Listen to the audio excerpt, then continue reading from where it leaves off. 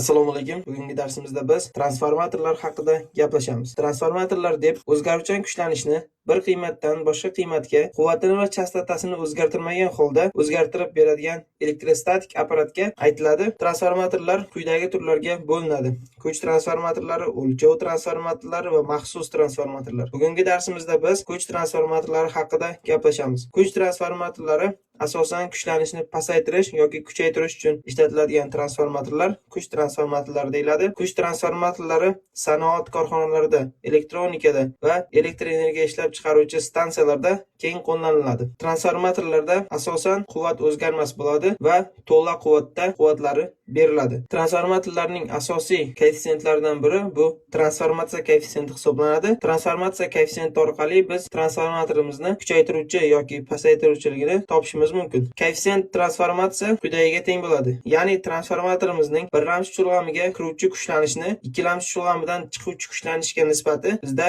koeffitsient transformatsiyani beradi. Yoki bizda o'romlar soni aniq bo'lsa, birlamchi chulg'amda ikkilamchi chulg'amga nisbati ham koeffitsient transformatsiyani beradi.